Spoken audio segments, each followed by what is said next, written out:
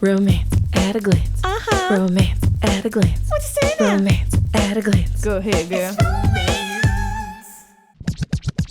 Well, hello everyone, and welcome back to another episode of Romance at a Glance. I'm Bridget, your host, and with me is, actually not Shani today, I have a special co-host. It is my sister Anne. Hi, Anne. Hello, Bridget. How are you? I'm super excited to be on this show. Okay, you guys, to know my past in romance novels, you must know my sister because we have read an excessive number. I read a lot of romance novels. My sister reads about 10 times as many as I do. And Maybe not as many anymore. for like a 10-year gap, though, you were reading a lot more than me. Well, and I'm 3 years older, so I had a head start. Yeah. When we started the podcast, Anne sent me about 40 author recommendations or book recommendations. Like, when are you going to get to my recommendations? I was like, they have to fit into the seasons. I can't just willy-nilly choose books, okay? They have to be part of a theme. No, but we actually did. I feel like we chose a few already that you've suggested in season 1. Because we did Tara Jansen, who we're going to be interviewing, and But I flipping out suggested about that. after her.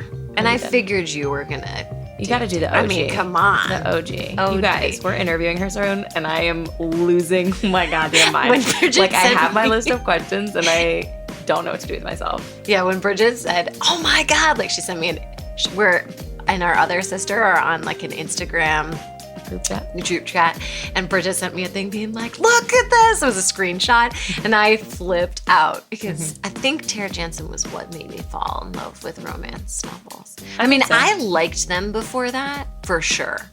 Like, liked them. But I think I fell in love with that series. Yeah.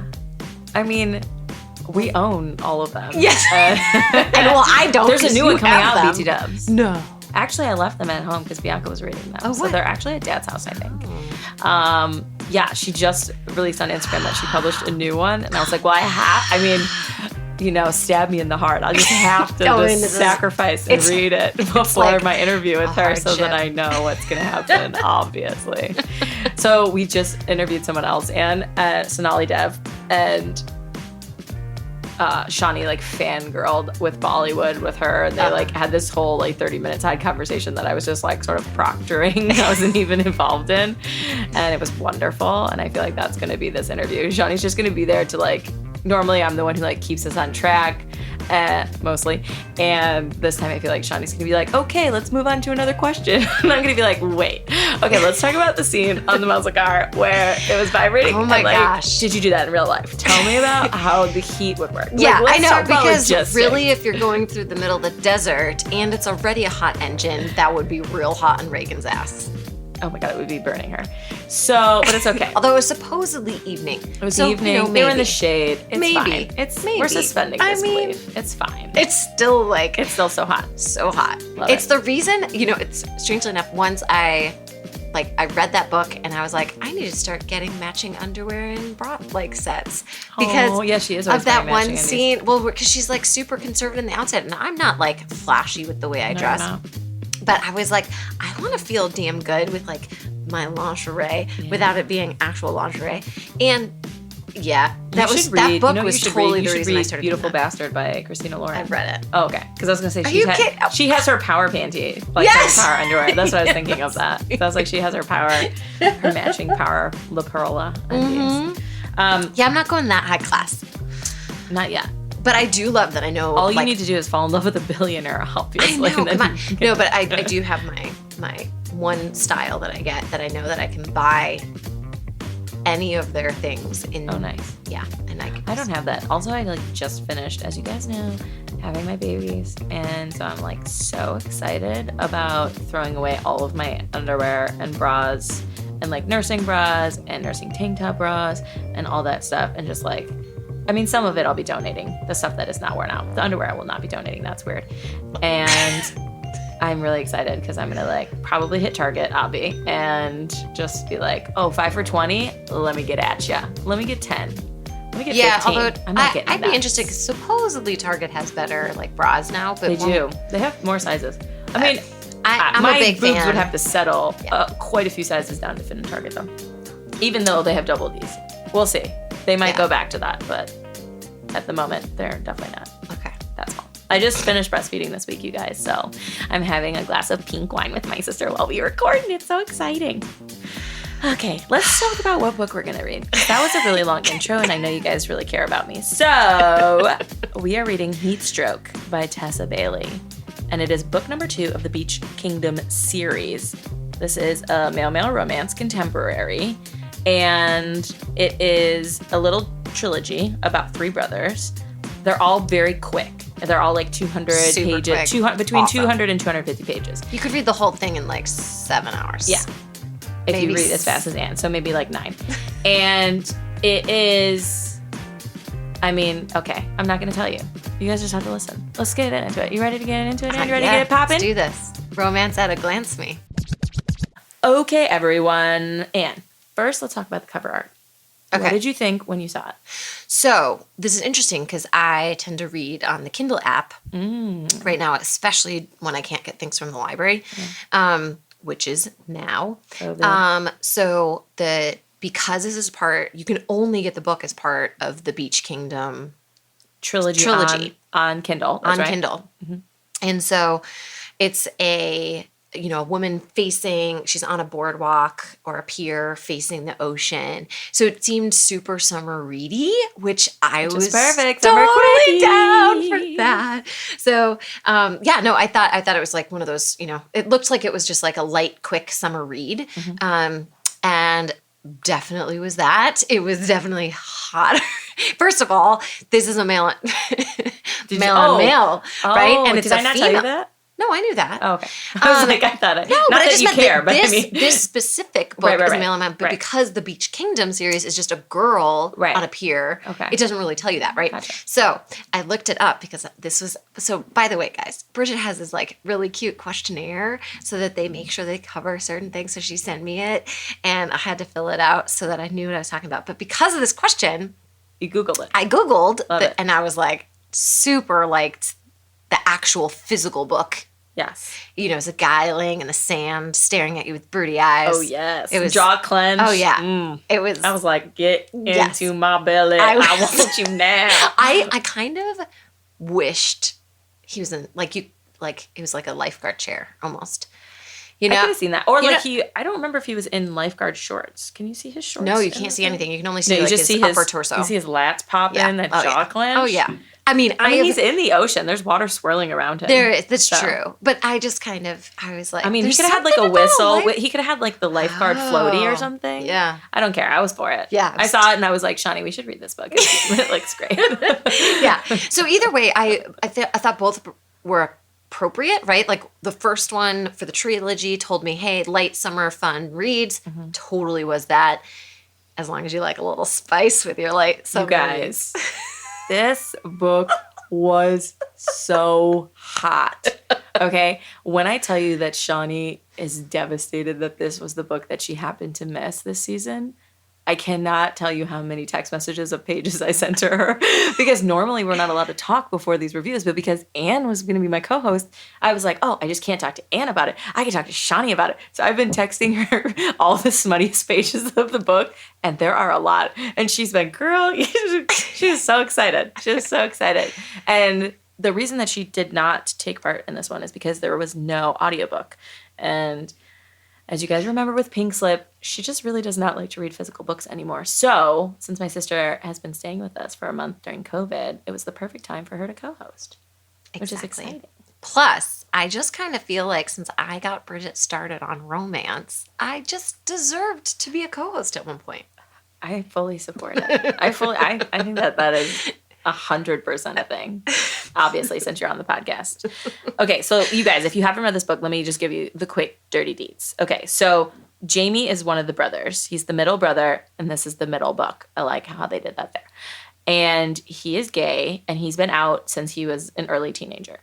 Marcus Diesel is his nickname. Is like a huge CrossFit, big 6'4" dude. And for the last 3 summers, he's been coming and lifeguarding at the beach where Jamie and his brothers lifeguard and like run the lifeguarding program. They also own a bar, and he is now the bouncer at the bar, and he like cannot stay away from Jamie. Jamie's like, leave me alone. He's like, can I have the chair next to you?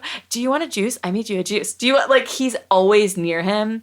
And one of my favorite things about this book was how you're in Marcus's mind. And at the beginning of the book, he's like, I just don't get why I can't stay away from him. Like, he doesn't want me here.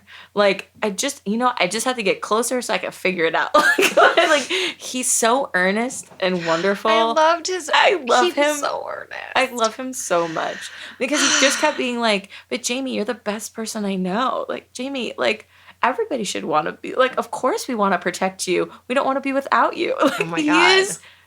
He was so wonderful. I feel like the story could have been handled so poorly because Marcus is in the closet, doesn't even realize at the beginning of the book that he is gay. He just knows that he can't stay away from Jamie. As the book continues on, Jamie basically like is like, hey, like, you realize like why you can't stay away from me. And then they have a few like encounters like on the train. Oh my gosh, and the train. Like the train gets really packed and they're on the way home and they're just like breathing. Everyone can feel each other's erections. And then they get close. The train's kind of jostling and they're rubbing. And then Marcus grabs him and pulls him close. Marcus like grabs his pants and pulls him so their penises are rubbing. And then at the end, Jamie like bites his jaw and is like, you can't deny that you did this on purpose. And I was like, it's gonna go down. It's gonna go down. I was thrilled. Like, it was handled with such delicacy.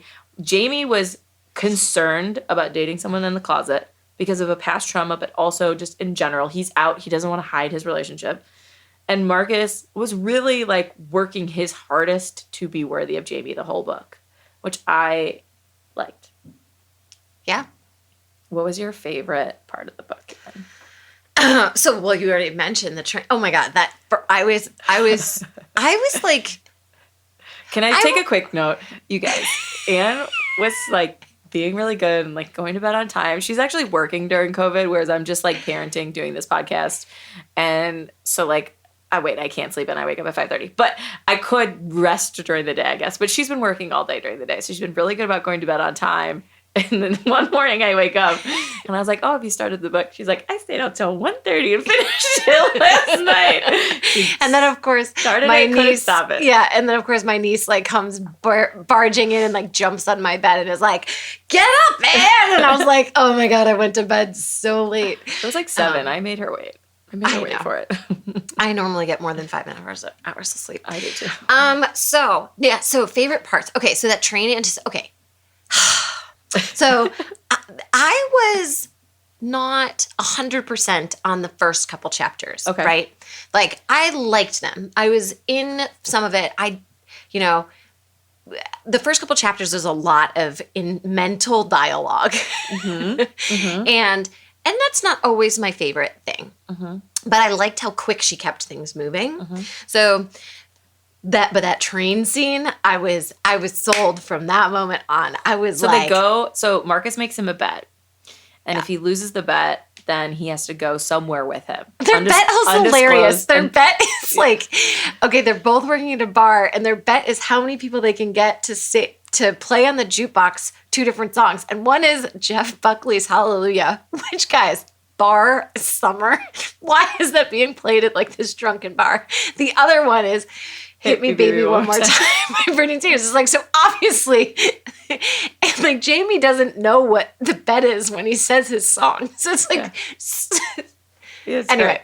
So they're going to go to a monster truck rally. Yeah. And he's like, if you like it. If you enjoy it. And you can't No. The bet is he has to go on the date. So he went on the date. Not a Which date. They're not calling a date. It's just a dude hangout. Oh my God. I had that as one of my quotes. This is what Marcus says in his mind when he's on his way to pick up Jamie. He's like, he had a date. I mean, a casual, low-key bro hangout that was completely not a big deal. Fine. He didn't normally jerk himself off twice so he could stay mellow before seeing his friends. I just love that he was like slowly like, okay, fine. That's not normal behavior to do with your friend. Okay, fine. I don't think of him as a friend. Okay, fine. I frequently jerk off thinking about his mouth. Like, it's so great. Yeah. Anyway, so no, oh man, I was so for it.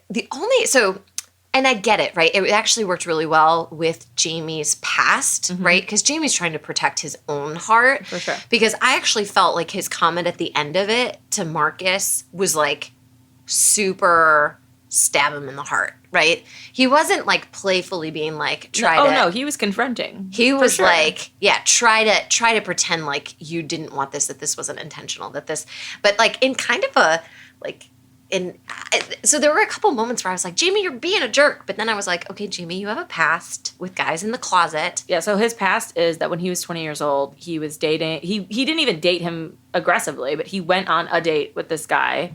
Who was pursuing him. And then he was out lifeguarding, and it was like nighttime.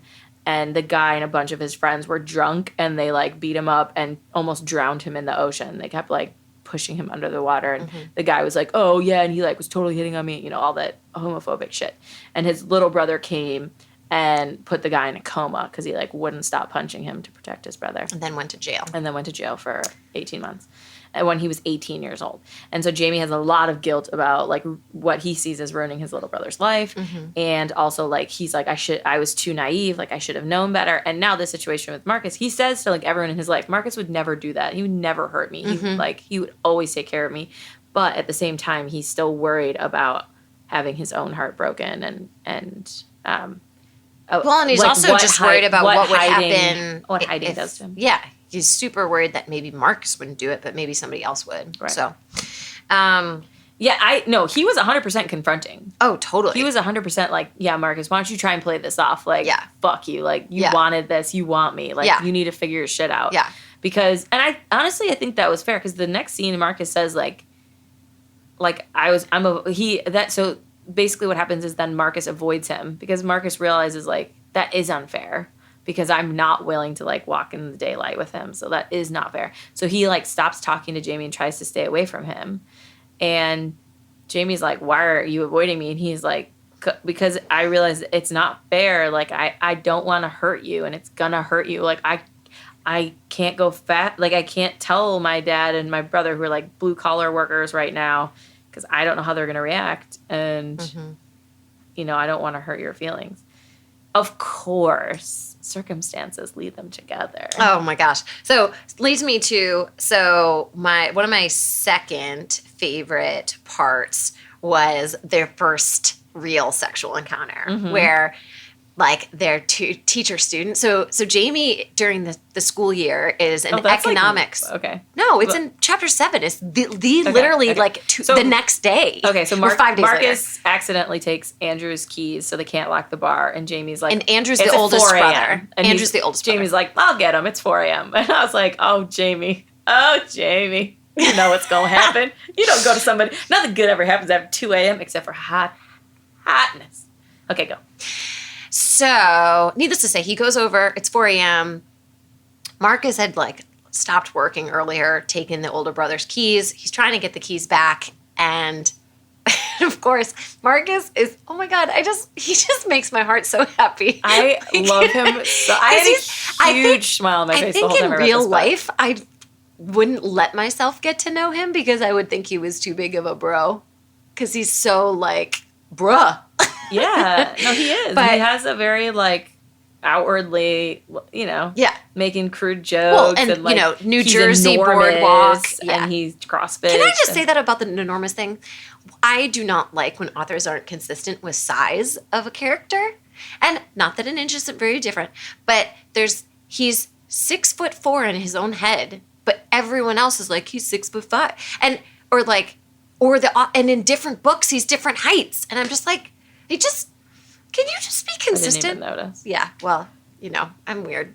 So, and not that there's a big difference. He's just giant. I thought you were going to talk about his penis. I am. Hold on. So no, but I just love him. Guys, he like at one point is like, I don't know, are like cock cages a thing? This is like after or are we still going through a synopsis? Should I skip ahead to this? You can do whatever you want, girl. This is romance at a glance. We don't. So, do you not remember the episode where I started it off with Zach gets kidnapped, and that's the last line of the book, the 550-page book, and I was like, what happened? Oh my God. And we can do whatever we want. Okay, this is our podcast. Good. So I just like his character. So once he comes out of the closet, so he's come out of the closet to Jamie at some point. He's admitted he's gay. And so he starts just like, well, now that I've admitted it, he starts like researching things. And he thinks to himself, I can't always have a boner around Jamie. Every time I'm out, I just get one. So he's like tries to look up like how to stop it, and cock cages come out. Yeah. And so he buys himself one. And I just find that hilarious. Okay. So he's just so earnest and so wonderful. Yeah. So anyway, I love one of the things that they say during that scene. Jamie thinks this, and he says, because it was Marcus and they were exploring something honest, and when they were alone, the world was narrowed down just to the two of them, and the two of them together was everything right. And I just felt, especially, I've been listening to your podcasts, and you and Shani talk all about like, don't yuck somebody's yum. Yeah. But I felt like it was a perfect way of saying that. Like, they were being honest to each other. They were, like, not doing anything else. And, like, however they needed to explore and whatever they needed to do was what they needed to do. And I just thought that was so beautiful, and people could learn so much from that. I think that that's lovely. Here's the line that I picked from that scene.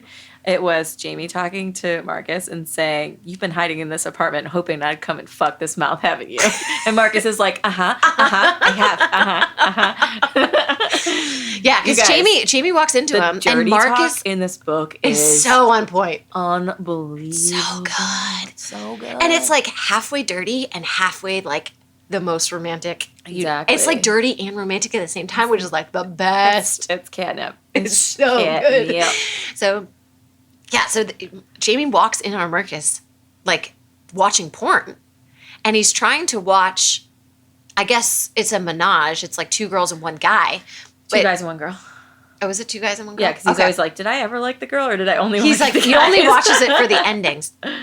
And so Jamie's like goes into it, and then Jamie realizes that, and Marcus is like super excited when Jamie's like, are you oh my God, when he goes into the role playing, the teacher stuff. Oh my God. Yeah. So Marcus says that he's wondering, have you ever had any fantasies about your students? He's all like hesitant. He's like, no, and that's Jamie's gross. like, ew, they're teenagers, gross. And he's like, what if I was a college student? And Jamie's like, I will pick up what you are putting down.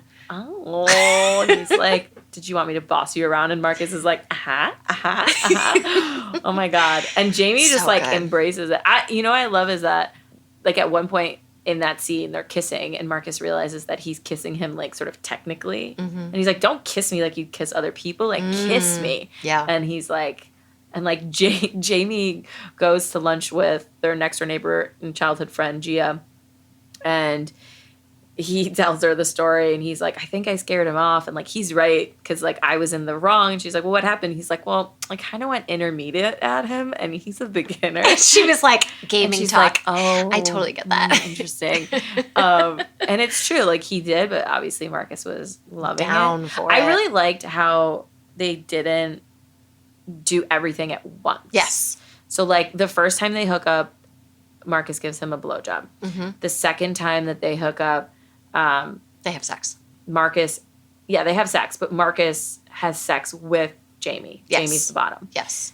Then they're secret dating for like a week or two. Yes. And having some versions of those where before they have sex, Jamie gives him a blowjob, and then they have sex. True. In the same night. And then it's not until like a couple weeks later that, or just like not that long, but it's like a week. A week later. But I mean, like, they've been having sex for a while. Yeah. When Marcus is like, okay, I'm ready for you to be the top.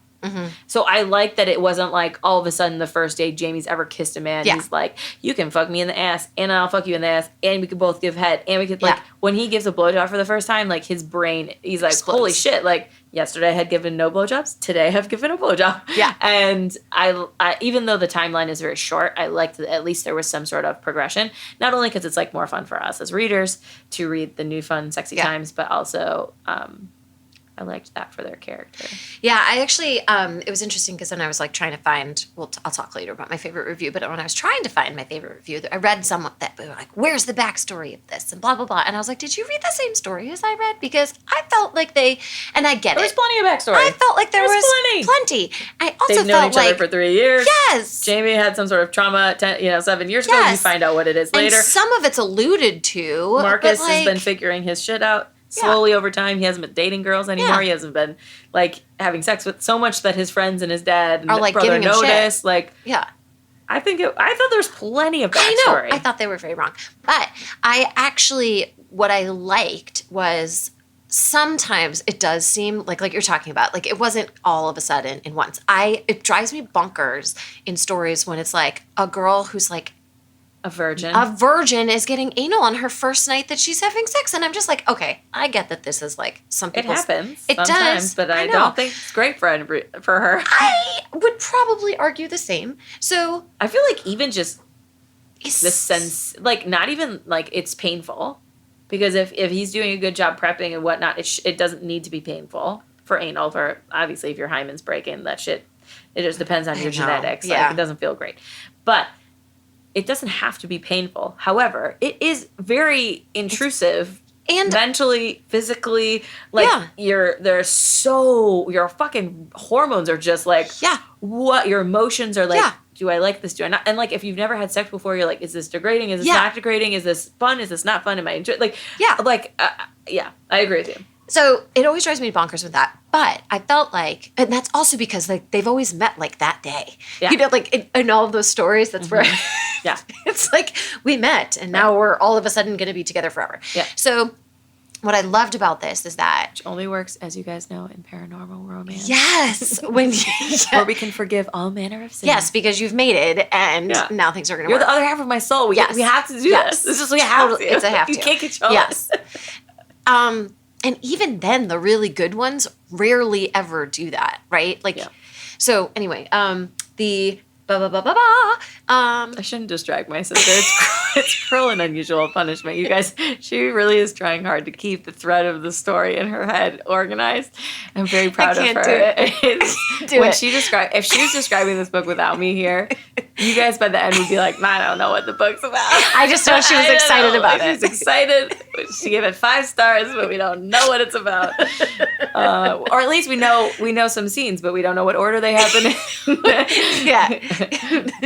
So I can't remember what were we talking about. You were talking about you don't like the fact that. Oh, okay. So I really like that. Even though this story takes place over like 2 weeks' time, right? Maybe 3.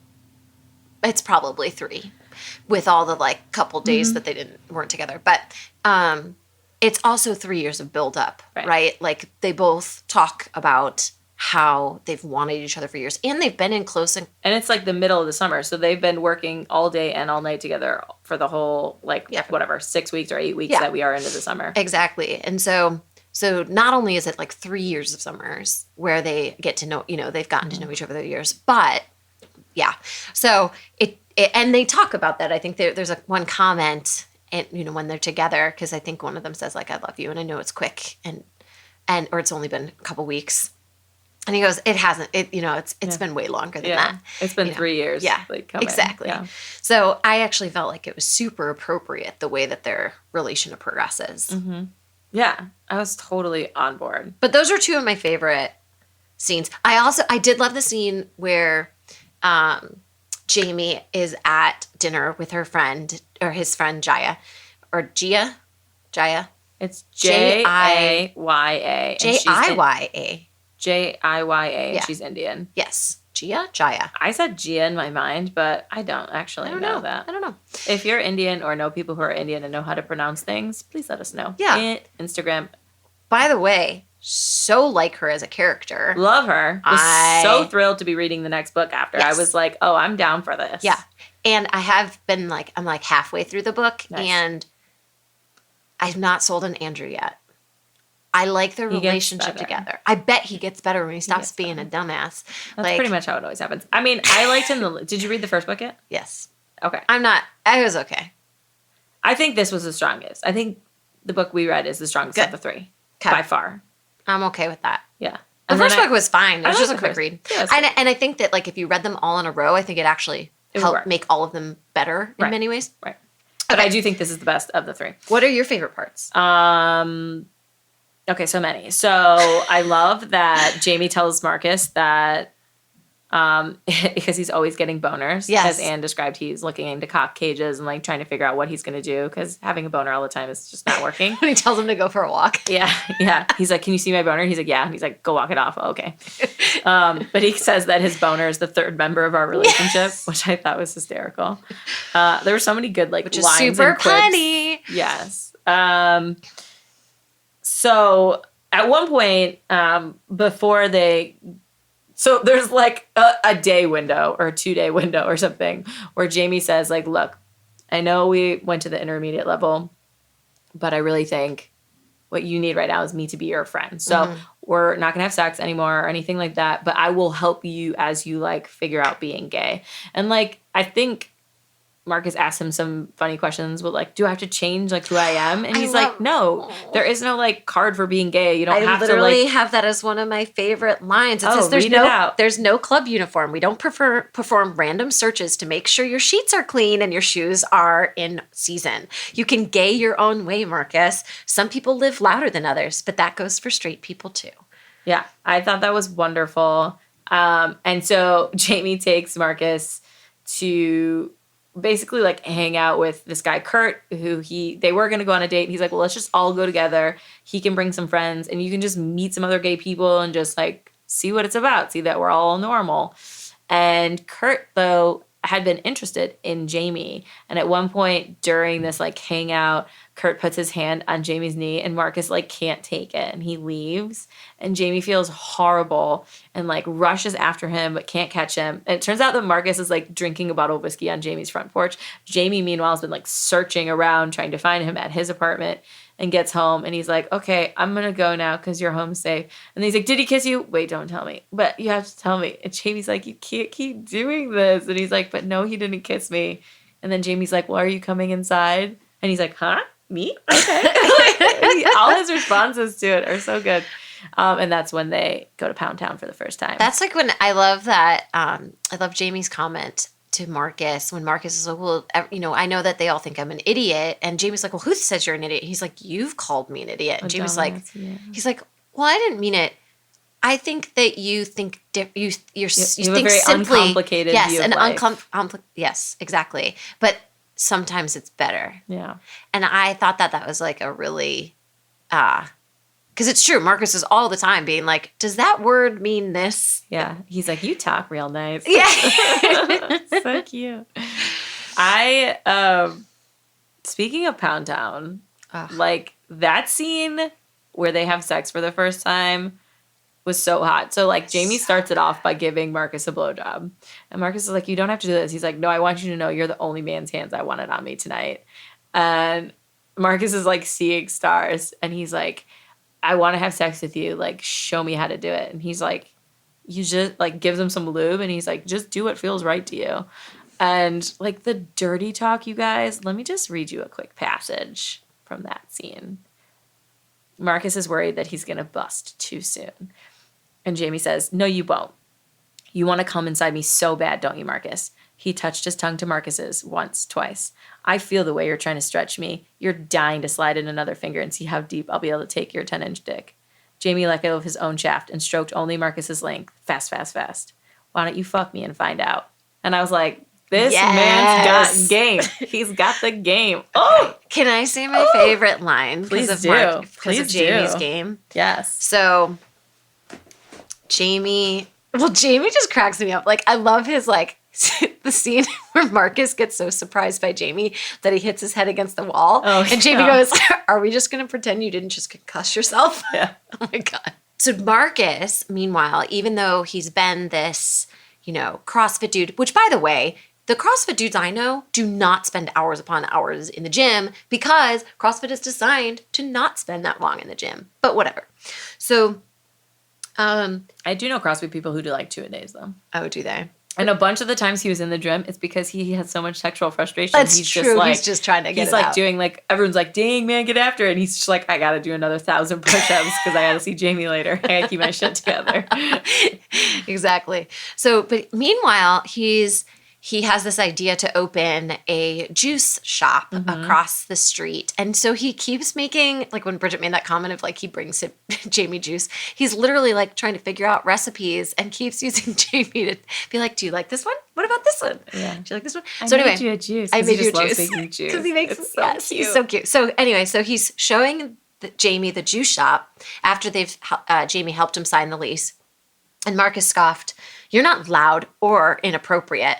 Sex smoked in his eyes. And Jamie responds, "I am under the right circumstances." And I loved that line. That juice scene. So then Marcus like stabs the daggers in the fields and he's like, well, I want you to know how to make all the juices in case you want to be here sometimes. And I was like, and he gives him his key because he's like, well, I don't feel like it's my place. I feel like it's our place. And I was it's like, too much. It would kill me.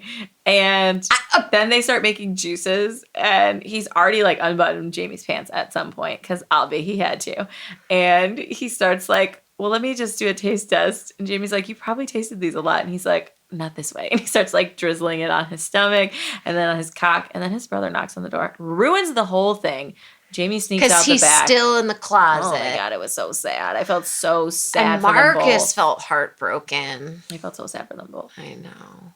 I mean, I've never had to like sneak around, so I don't really understand what that would be like. But I mean, I like understand, but I've never felt what it would be. But yeah. I thought she did a really good job of making me feel horrible. Yes. Right? And nobody feels good about it, right?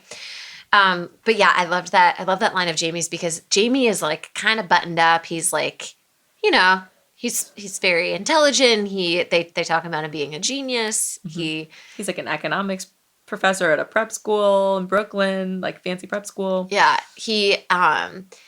They talk about him being able to do like whatever he'd want, but he likes hanging out with the family business and he's so buttoned up and like appropriate. And so I just love that line because I feel like how many people that, you know, you look at them and you're like, I bet you like to get down. I bet you a freak.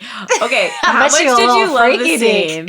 So Jamie fucks Marcus for the first time. Yes. And like he gets after it. Yes. Like he like cannot hold back. Yeah. He's like licking Marcus's spine, like talking dirty to him, and he's like spreading his legs wider and like just ass cheeks far apart. So they both. Oh, and he's like ordering Marcus around because Marcus, remember, likes that sort of like dom submissive relationship. So he's telling Marcus, like, you can't touch your cock. Like, you have to just take this. Yep. Like, okay, you can do one stroke, but if you do another stroke, I'm going to stop. And like, it's just great. So good. So they finish and they're both laying on the floor, like panting. And Marcus is like, dang, Jamie, I thought you were going to make me call you daddy. Like, you got after him. Good for you. And like high-fived him. And I thought that was like the most beautiful because in all of my life, the best sexual partners I've had have been people like that where like as soon as it's like it could have been like intensity at 100 or intensity at 5. Maybe we're just having like a quick prone bone. I don't know. But like if you can laugh with someone and like just like both be so happy about being together, like that, I was like, that's too much. Yeah. It's all the feels. It's all the sexy times. It's all the things. It was such a perfect ending to that. Like, I loved it. I like that he holds his hand up for a high five and Jamie's like slowly gives him the high five and then they just burst into laughter. Yeah. And they're like, yeah, we're just laughing on the floor with our cocks out. I was just like, oh, I know. But what a good scene. I know. It's so good. So good. Okay, so the real clinch comes because after that night, they fall asleep on the couch watching some sort of show, and the next morning Jamie wakes up like in a panic because he realizes that they overslept, and because they've been like sort of sneaking out in the mornings, and so Jamie's about to sneak out when his Marcus's brother Joey uses his key and walks into the apartment and sees him, and Marcus is still asleep, and so Jamie's like trying to de-escalate, and he's like mouthing like, "Can we talk about this outside?" Like, and Joey's like, "What the fuck?" So they go outside, and Jamie's like, I mean, so much cooler than I feel like it would, like, I feel like it would be so hard to beat. But he's like, hi, like, I'm a friend of Marcus's. Like, I know this is a hard thing to find out, but, you know, like, like basically trying to like, we don't want to like, I don't want to shout about our business in the hallway. Like, let's go out to the street. Like just trying to be so calm. And Joey is like freaking out because he didn't know his brother was gay, but also now he realizes that his brother's been hiding this. Yeah. And he realizes that like the weirdness he's been asking his brother about for a long time is because of this. And his brother didn't want to tell him. And he caught like a man coming out, like feeling all the emotions, reacts horribly. Socks him in the eye. Or break his nose. Punching Jamie. And Jamie's brother, Rory, had come to pick him up, thankfully with his other brother, Andrew, because Rory's the one who went to jail, with his other brother, Andrew, and both the other girls. And they all get out of the car, and Rory's about to, like, attack. And Olive, like, calms him right down. And it's like, Olive is come back Rory's to me. Olive girl. is Rory's girl. And she's like, come back to me. Like, I know you can control your temper. Like, because Rory's, you know, the one who put someone in a coma. Like, he's a very big hothead. And then Andrew ends up being the one to punch Joey because he's like, well, my brother's got it out of his system. He'll be normal again. He like decks him onto the floor. And he's like, say my brother's not normal one more time. Why don't you? And then Marcus comes out, sees Jamie's bleeding, realizes his brother did it, and is like horrified. And he's like, I used him all up. Like I did this. And he feels horrible. And he's like, Jamie, let me clean you up. Like, it kills me. And Jamie's like, I can't do this. I have to go. Mm-hmm. And his family, like, scoops him up and takes him away. Yeah. And it was so sad. It was the saddest of the sads. The only reason I got through it is because I knew there would be a happily ever after.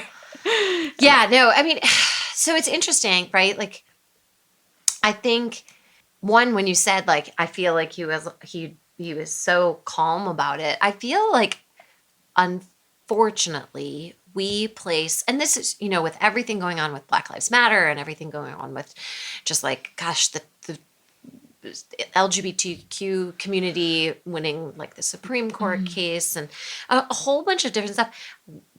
The mainstream culture, right, puts the pressure on other cultures to be appropriate, right? We get to be as angry as we want. We get to be as... Guys, I'm white. I think Bridget's mentioned she's white, but like I'm very much like white middle-class American girl. But we get to be as angry as we want to. We get to, and we force the people who are other, quote unquote, like to control, restrain their emotions and be the logical ones and be the like de-escalators. The de-escalators, right? Like, because we're allowed our rage because it's not dangerous, but from other people it's dangerous. Exactly. Or and because we come from a place of power, we can be as angry as we want to, whereas they can't because they don't. So I feel like it was actually like a perfect example of that scene, right? Yeah, like he knows how bad it can go, so he's just trying to like calm everything down. Yeah. I don't want to get into a fight. I don't want something bad to happen. Yep. I don't want Marcus to have this horrible coming out experience. Yeah. And it did go horribly wrong. Yeah. So after that, Marcus and Joey felt really bad. Guys, by the way, like he felt really bad about hitting him. Immediately, they make some comment about it that he immediately says, "I didn't mean to." Yeah, but hit you. I don't care much about that. I know, I get it. I'm just saying he did. Yes, he did. He reacted horribly. He did react horribly. Immediately, he realized that he reacted horribly. Yes, it was not a. He went and talked to. It wasn't like a month later. It was like that day. So Marcus basically like is shattered because he knows he can never be with crawls Jamie. Under crawls his under bed. his bed and just lives there. This was like the part that I didn't believe in the book, but okay. I feel like some people are melodramatic though. That's true. But Marcus didn't seem like the one to because he was so in love with him. He thought he's never going to talk to him or touch him again. Crawling and living under your bed seems weird. It does seem weird. Well, he's watching Ghost over and over again, which I thought was really sad. Oh. Because they had talked about it earlier. They did. But one of my favorite parts about Marcus is that he sees ghosts. Like, he like is afraid of ghosts. Uh-huh. And he sees a ghost tiger. I don't even remember that. Yes. It's like after the scene when his brother comes to get him and like make him eat or sends him the text message and like he's like, that's Jamie, I have to get up. And he's like hallucinating because he hasn't eaten or drinking anything for like 4 days. And he's like, there's a ghost tiger. I don't even remember that. I must have been like skimming And he has them. to like eat cereal, and then after he's eaten enough cereal and had some water, he's like, okay, it's fading away. But there's another part where he takes out the bat when like Jamie's about to comes to visit. Oh yeah, and he he's thinks like, it's gonna bats be don't help ghosts. with a ghost. That's true. I forgot about that. He does think it's gonna be a ghost, and Jamie's like, that wouldn't help. He's like, it wouldn't. He's so innocent. I think there were so many. I loved that Tessa did that. Like I loved how it's such a short story, right? So there's an opportunity to miss a lot of those things that really make a character personable and memorable. Mm-hmm. And I felt like she was able to, both in the dialogue and in the descriptions, really have these key nuances. Yeah, that made me really I thought enjoy part them. of what helped was that she didn't get overly descriptive with their surroundings. Yes. It was all action based. It was all action based. It was all character dialogue, thoughts. Yep. And frankly, she gave the general brief of what the bra was, and you're like, okay, I can see it. Like, I don't need to know it has lime green stools and they shine in the glimmer of the. No. I don't give a fuck. Like, whose ass is in the chair? Who's fucking who? You know what I mean? Like, this was a story where I didn't need. Like, I don't need the Lord of the Rings where we're like spending 15 chapters describing one tree or Outlander or something like that. I wanted a summer quickie, and I got it. Yes. You guys, if you hear any pops or booms. It's not our audio. It is fireworks. I live in a neighborhood where, even though it's 2 weeks from 4th of July, people have been setting off a shit ton of what I would describe as illegal fireworks for the last 3 weeks. Yeah. And aggressive. I mean, we always have a fair amount, but it has gotten popped. Yeah, we were going to record last night, and there were so many. Not only was my dog terrified, but we just were like, we can't even record because they're so loud. It started early. Like, the sun doesn't even go down till 9, and these people were setting off fireworks. At 10:30 in the morning. Yeah, well, 10:30 in the morning. But, like, when we finished dinner at 6, I was like, well, we're not going to record in tonight because it was just so there loud. Were so many. We could not do it. Okay, so that's a side note. So basically what happens is Marcus is, like, I don't want to live if I can have Jamie. Mm-hmm. Like, I don't want to do this. Like, I've ruined his life, and I hurt him so badly, and I'm so depressed and sad about it.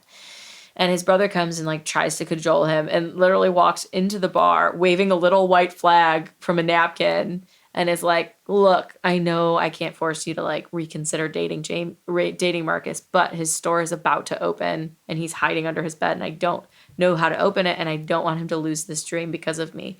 So Jamie, because he loves Marcus, is like, okay, fine, I'll help, but I'm not going to see him. So he helps set everything up, gets all of the orders in, all the food orders in, and Joey snaps a picture of him at the thing, and Marcus sees it, and that's what Anne was describing, where he's like, Jamie's there? And, like, drags himself out, eats some cereal, takes a shower, and runs over there. But before he goes, and this is what I liked, this is, like, what really sealed this as a 5-star read. Spoiler, I love this book. For me, is that he goes to his dad first, tells his dad, I'm gay. I'm in love with this man named Jamie. I'm not sure he'll ever have me back because I fucked it all up, but I wanted you to know that this is who I am. And the dad goes, his dad's like, real blue collar, sort of salt of the earth is how it's described. Yeah, they're sanitation workers. And his dad goes and gets him his grandfather's ring and gives it to him to give to Jamie. And I think that is, like, there are so many horrible stories of LGBTQ people being kicked out of their homes by their families when they come out to them. Mm-hmm. But I also think that there are a lot of people who don't tell their families for decades, and when their families find out are like, okay, that's okay, and still love them. Yeah. And so I hope that as, we move forward in the world, and frankly, a lot of those real bigoted people die, new generations who get to grow up watching, loving LGBTQ relationships on TV and in movies and in books, and recognize that, and also their parents grow up seeing, Queer Eye. We've been watching a lot of Queer Eye this week. Queer Eye on TV, and realizing, like, hey, these are just regular people who happen to like the same sex. I think as those things happen, I hope that more people are not scared to tell their parents, because I would be mortified if my kids were scared to tell me that they were gay. I would feel like I'd failed as a parent. I feel like I failed to make them feel like I love them no matter what. Yeah. Unless they kill someone, in which case they're on their fucking own. I'm not bringing them care packages in prison. Yes, you are. I would not bring up a care package. If Maybe she not a care. murdered somebody, Maybe, well, she's fucking Silence of the Lambsing people? Well, that's totally Hell different. No, that bitch is cut off. Maybe. People are like, do you have a child? And I'd be like, bitch, on death row. That's totally different. I'm going to see her. So, yeah, I agree. I think that, and I think there are stories where you hear somebody, I don't even mean in real life, but I mean in romance or in whatever, that they no longer talk to their family because of the reaction, or they don't get that, or they, and I liked that because of the type of read this was, because it was just supposed to be a beachy summer read. Mm-hmm. I liked that they had it be simple. Yeah. And I know that there's a time and a place for complexity, and there's a time and a place for that to be part of the drama of the story. Mm-hmm. And I'm really glad that it wasn't, because if both the dad and the brother had like knee-jerk bad reactions, first of all, it would have slowed down the ending. And the ending was that he goes to the juice store and he proposes right then and tells him in front of everyone that he loves him and he's sorry, mm-hmm. and that it'll never happen again, and that if he would just take him back, and like, mm-hmm. and of course good. Jamie says yes, and then they're in love and they get married. And they get married in the next book. They get married in the next book. Not in this book. It's wonderful. You know what's funny though? Speaking of like not talking to your family anymore, in the first book, Rory is dating Olive, mm-hmm. and Olive is quite young. Yep, she's 18 and he's 24. 18 years old, yeah. And her family is a YouTube family, so they've been like filming her whole life. And then as she like aged out of like the cuteness, they basically like cut her out of the videos, and then she moved on her own to Long Beach to like have her own apartment, go to school, like study, and I think it's interesting because speaking of like families cutting each other off, her family really has kind of cut her off, and Rory's like, it's okay, like we're your family now. Mm-hmm. And like I think it's interesting that her character would traditionally be the one whose family like comes back and accepts her and all this other stuff. And I thought it was an interesting, like now that you just said that, it just popped into my mind that it was a little bit against the grain of mm-hmm. what was like standard. Mm-hmm. You guys, we're going to take a quick break, and then we're going to come back. We're going to hit you some ratings. Hello, best friends. Thank you for being loyal listeners of Romance at a Glance. We're so happy to have you. If you'd like to support us further, head over to Patreon, where you can become one of our patrons. We've got a lot of great perks, such as merch and a super secret discussion group where Bridget and I talk to you directly about all things romance and all things nasty. So come on over. And now, back to our show. So, Anne, what score would you give our hero Marcus? I think Marcus started out like a 3-4 for me, but ended like a 5. Okay. And for many reasons. One, I love the fact that he's scared of ghosts, which just cracks me up. I love that you like took that to heart so much that I like totally missed that back. Or like I didn't attribute any I just loved it. I just kind of like thought it was hilarious. It was such a personable moment for me. And looking up things like Dick Cage's and like his like mm-hmm. just dealing with that. Mm-hmm. I thought that I like how they describe him physically getting taller or smaller based on how Jamie views him. Mm-hmm. That's such a truism in mm-hmm. many ways when a man really. Yeah. Really. When he's like, you missed me? And he's like, puffs up. And he's like, and Jamie's like, do not smile. And he's like, yeah. And I just thought he was super huggable.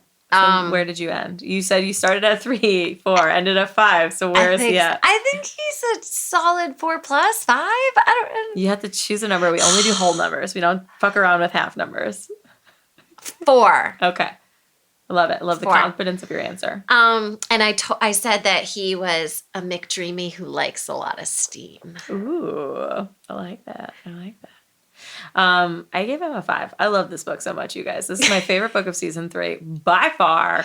And you guys know I love Pink Slip too. And I like this book, start to finish, humongous smile on my face. Like no plot holes, no problems.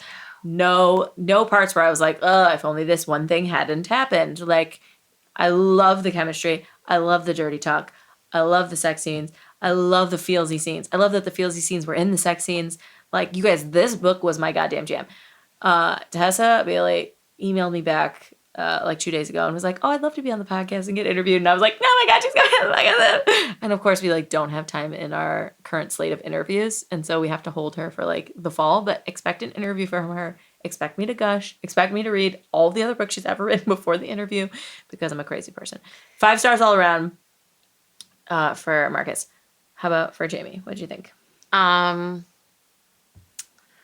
did I do for Jamie? Where did I write this? So I gave Jamie a 4 as well. And I just like him. I don't know. I don't even know what would make a 5. Like, I haven't rated enough. I feel like I'm starting at 4s because I haven't rated enough of these that I like want to leave She's room a huge for smile on her someone. face, and she read this book all in one night and loved it so much. And then I'm she's a hard also grader, guys. already I'm read a hard grader. already read the first one and is halfway through the I'm a third hard one. grader. So, I love that they like. He was edgy, like the way he spoke was intelligent without being Condescending or something. yeah, and arrogant, which I think often happens in these books. Someone who's super smart just comes off like a jackass, and you're just like, dude. At one point, he's like, "Please don't feed into my pretentious views about this." Yes. He's like, "You're the smartest person I know," and he's like, "Please don't flatter me. Yeah. Don't stroke my ego." And the best friend, like the best friend's mom, like asks him like whether or not his job is challenging him. And he was like, yeah, it's fine. And she goes, and the best friend goes, now what's the real Jamie answer? And he goes, yeah, not much challenges me. Yeah. So no, I just like to, yeah. And so I said that he was an undercover McSteamy, buttoned up, but freaky in the sheets. Ooh, lady in the street. Yeah. In the sheets. I gave Jamie 5 stars because I love him. Because I love you this loved book. the book. I love 5 stars all around. One of my favorite things about this, which has been a problem in other books that we have read this season and in general, is I don't like when the characters aren't pulling for their own romance. Like, I don't like when in their mind they're like, too much like, oh, but they're not good enough for me, or oh, I don't want to be with them. This is my problem so far with the next book. Yes, it is. It is more of a problem with Andrew. Whereas in this book, like both of them have reasons to stay apart, but always they're like, but I want to be with them. Yeah. I like them. Yeah. I like being around them. They make me happy. They make me like they're horny. searching for like, ways to be together versus to stay apart. Yeah, like Jamie like quickly is like, you know what?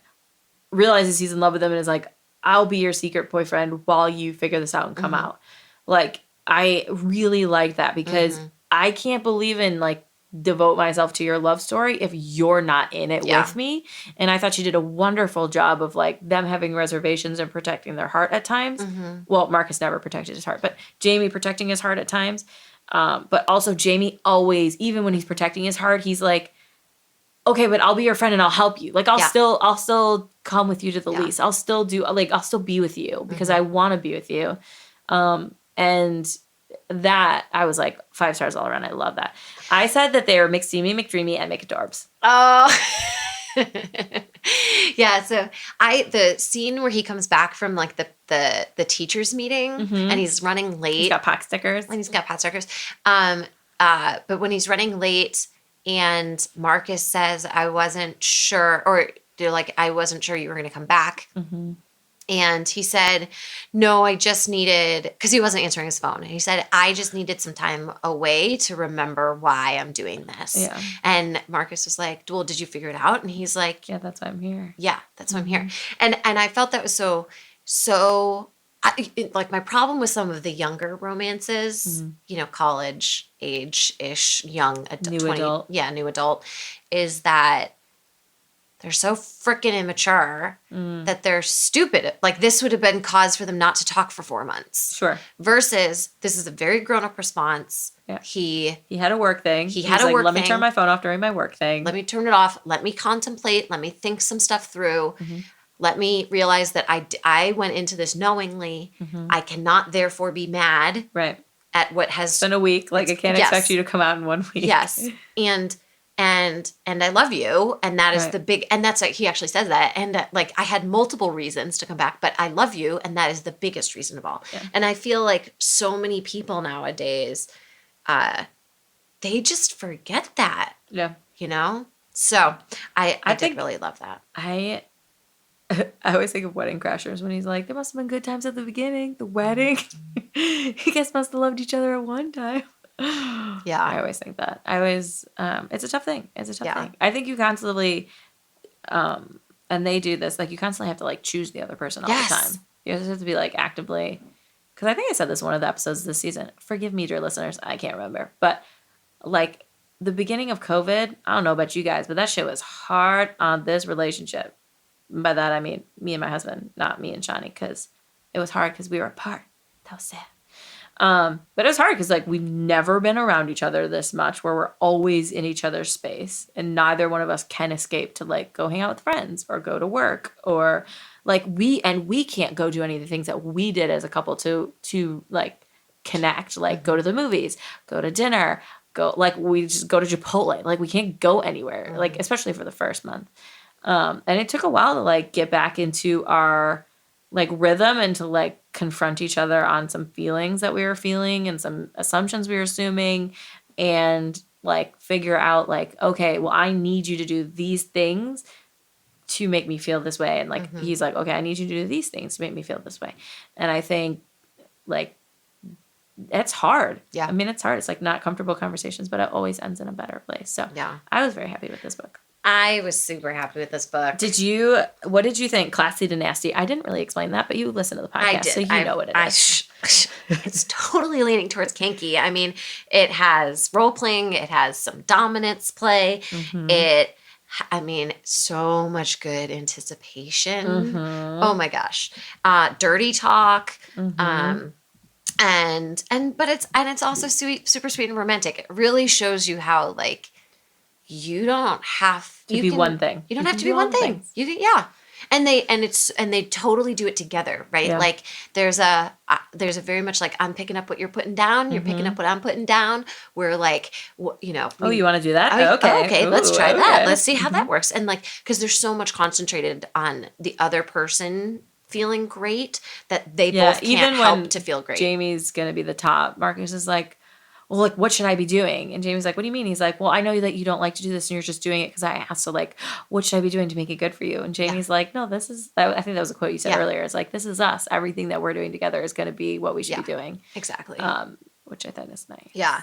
I loved how much eye contact they had. A lot of eye contact. So much eye contact. It was so good. So that's what I thought. What about you? Same. I thought it was vanilla, but primal. They got after it. They had a little bit of a kinky dom-sub situation going on during some of their sexual encounters. I loved it. Yeah, I think it ran the gamut from like vanilla to kinky. It didn't go into like BDSM or anything, but it definitely had some like super steamy, like. Yeah. It was steamy. It was the 5-star steams. Oh, it was a lot of steams. A lot of fire. It was awesome.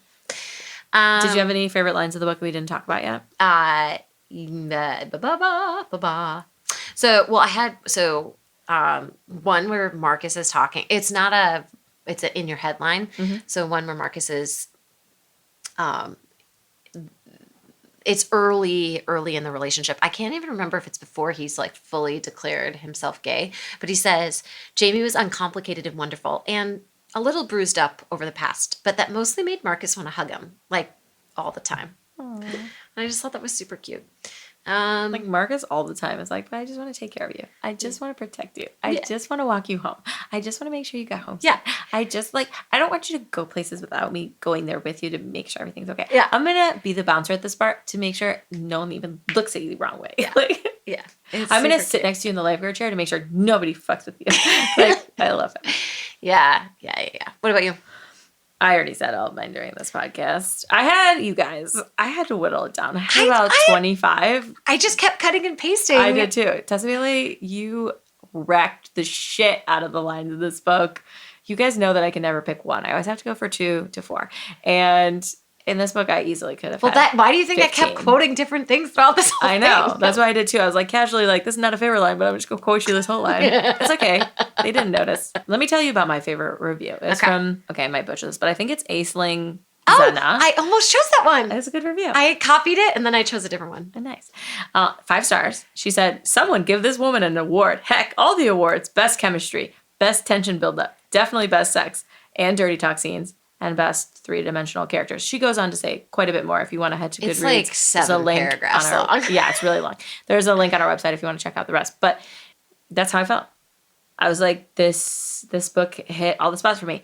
I do want to say, so as you guys know, we've been working really hard on featuring a variety of different books, different authors, indie authors, published traditional publishing authors, authors of color, characters of color, different pairings of characters. And I'm so happy of the 3 that we picked this one because I have gone on to read the other 2, and this is by far the strongest story.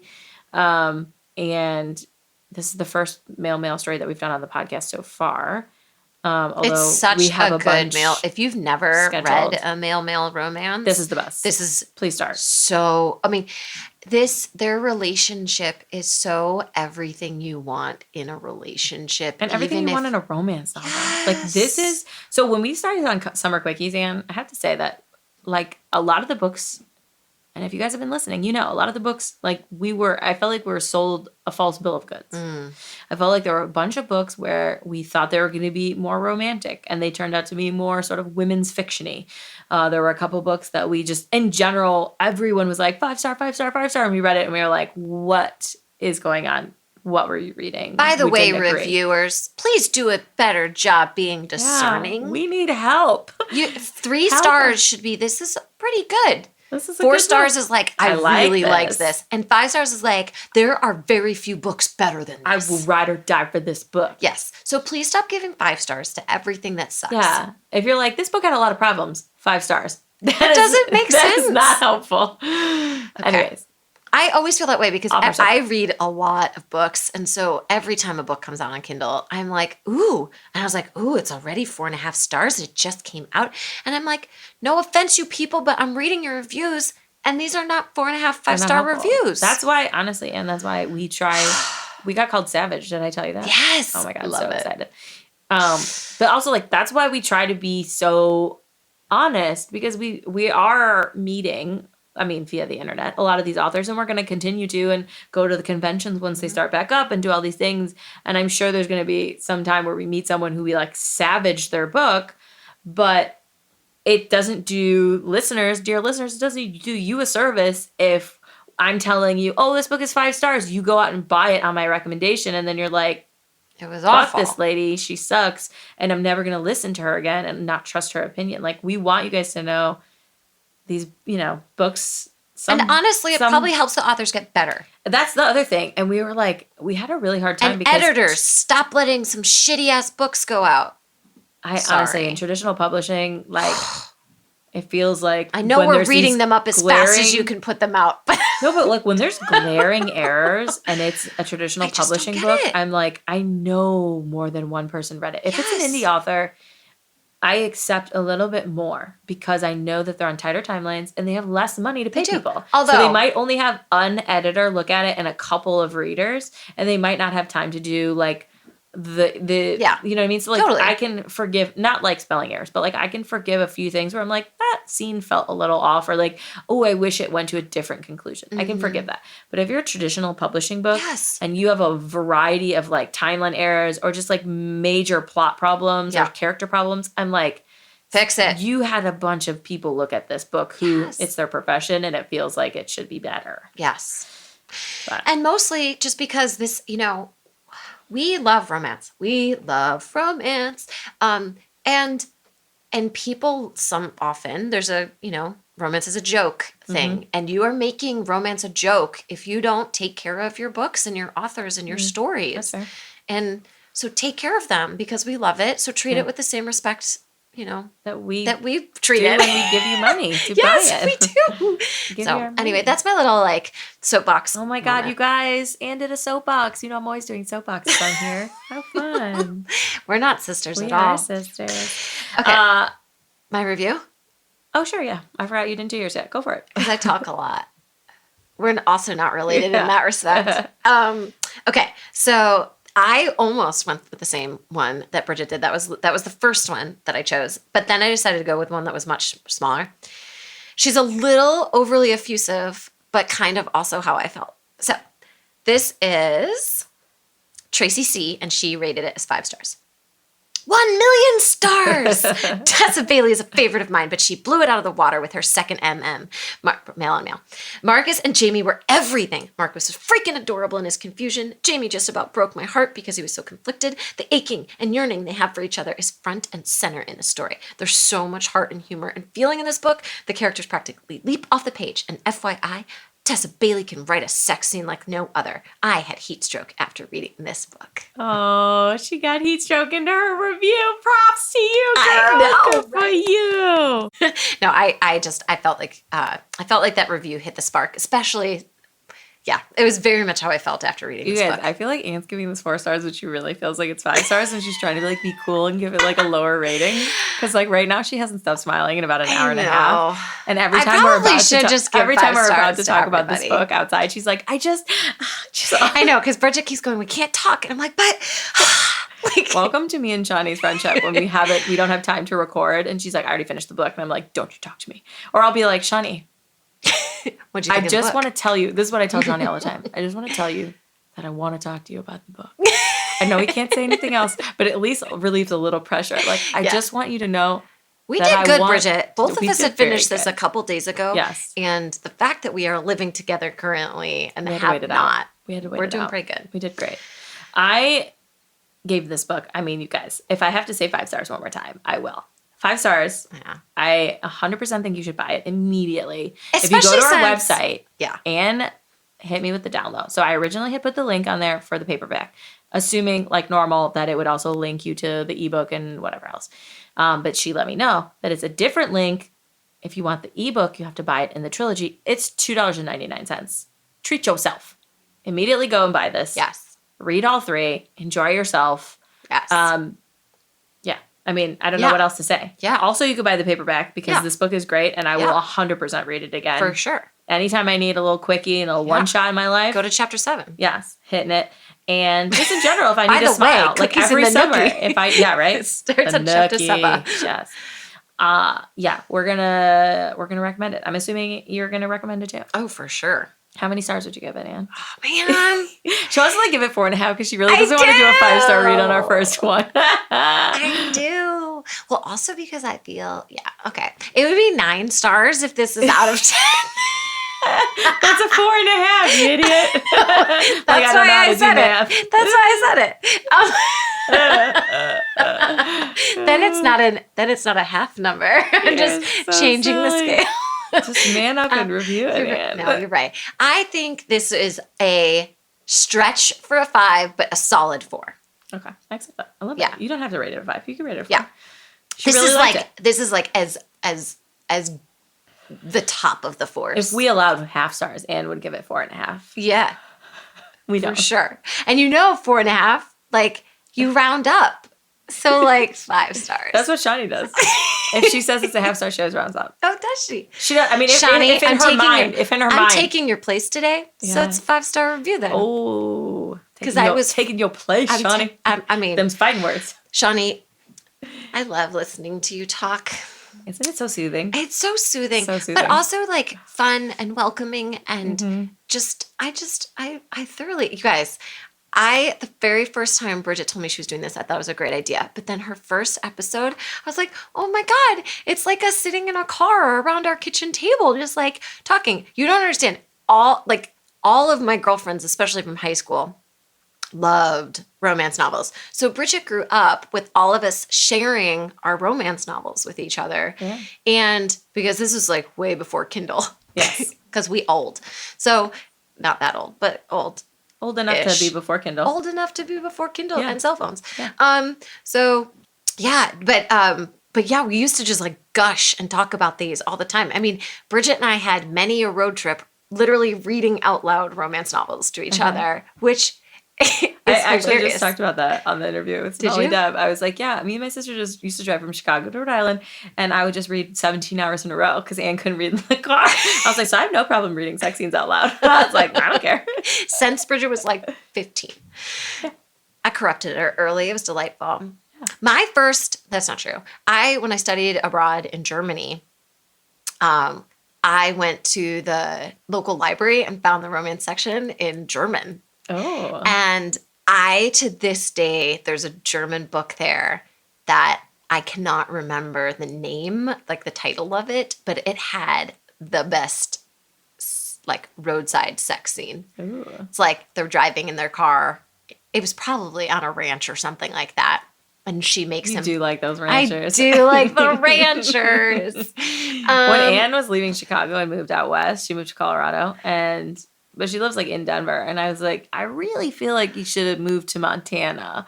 Like, I really feel like that's where your soulmate's just ranching his little ass off, just riding a goddamn horse around in a cowboy hat and his boots, just waiting to fuck you into oblivion before you cook a nice dinner together. I know.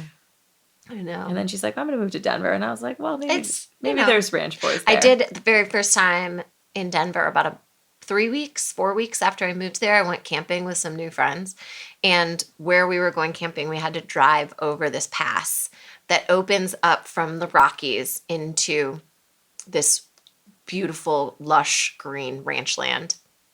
And it was the perfect time for it. For spring, everything tends to get a little brown towards like the end of summer. But it was like the sun was like getting ready to set. Mm-hmm. Like I literally was like, guys, don't let me out of the car. Like I will get back in. I will wander to the next ranch and I will just find out who's single around here. I'll be like, I'll stay with you forever. There is a sexy rancher just waiting for a woman who wants to have his babies. Too bad. Every time I look on that is what Farmers romance R Us, tells me. They don't look like that. We just watched that Queer Eye episode, and that farmer was so adorable. Did you guys watch that episode with the little redhead farmer with the beard? Oh my god! The Red Ranch Barn. I think it was like Red Barn season Ranch. 3. I want to say season 4. Season 4. Somewhere in there. Red Barn Ranch. You guys, he's so cute, and his little cheeks. Oh my god, I wanted to pinch him. Okay, here are some other things that we're going to tell you because we did already read books 1. So book 1 is a little bit more like love at first sight. Mm-hmm. Yep. As the trope, and kind of like the bad boy and the good girl, and like there's a bunch of stuff in there.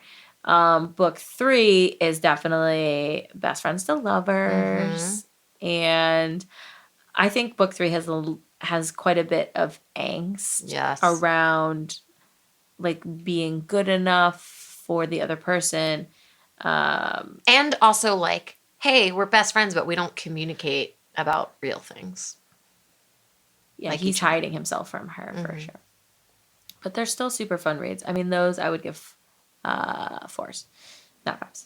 3s? I would probably give the first book a 3. It was not. I could have been coming off the glow of the second book. Yeah. I would have given the first book a 3. If I read it first, I might give it a 3. So far, I feel like the third book is going to be a 4. I feel like it. But so far, it's not. Because I'm not far enough along in the third book, and right now I still do not like Andrew. Well, anyways. But I love Gia. I think it's Gia. What? I like Gia.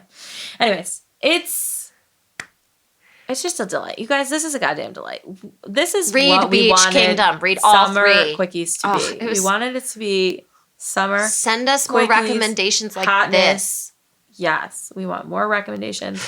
You can follow us on Instagram at Romance at a Glance and let us know what you thought. Tessa Bailey, if you're out there, we love you. Excited to interview with you in the fall. Next week, my sweet Shani will be back for the season finale of season 3 Summer Season Quickies. Finale! Woo woo! And this is the penultimate episode. It's been a real fun time. Even with 9 the books, weeks. Even with the books we didn't like, it's been a real fun time.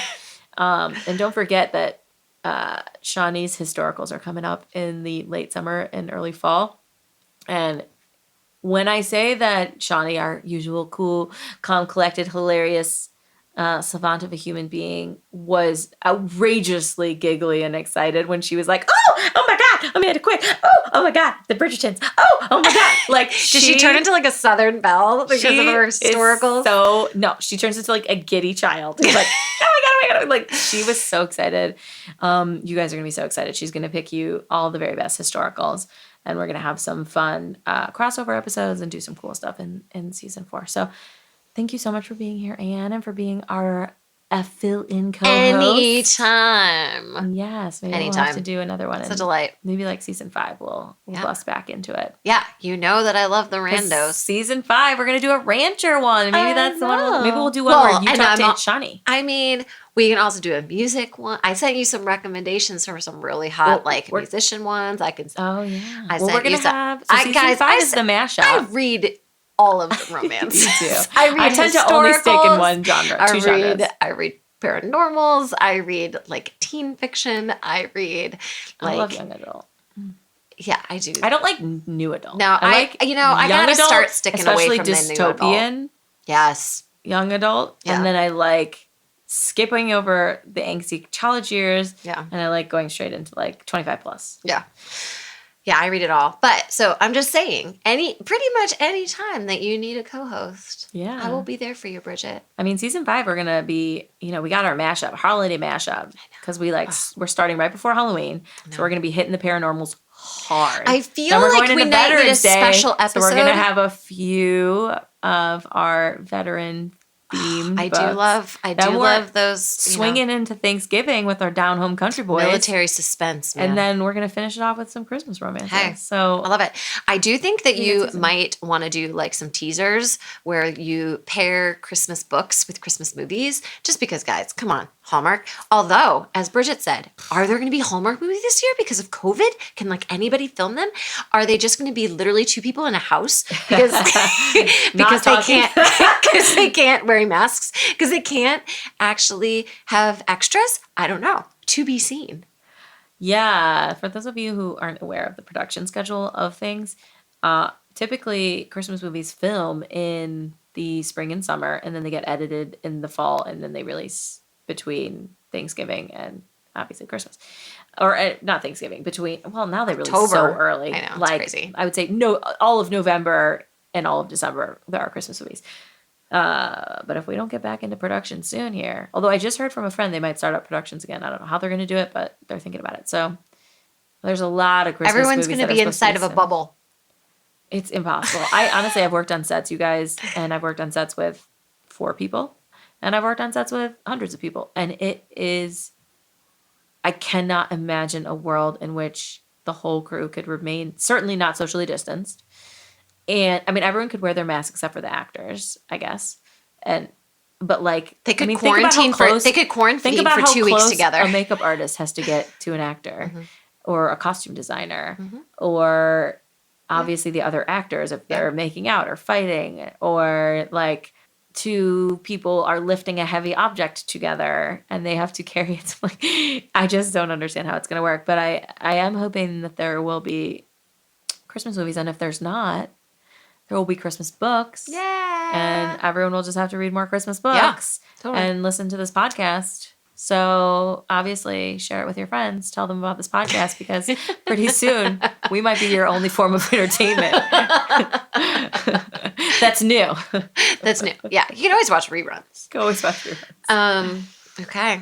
Do you remember Bridget, the tagline? I do. Oh, she's got it written down. Should I start it or should However you want to do it. It's your episode. Okay, well then, until, dear listeners, may your books be your lover. And your hand your best friend. Yowza! Thanks for listening. Subscribe to our channel to get new episodes, clips, and more. And click here to watch our previous reviews and author interviews.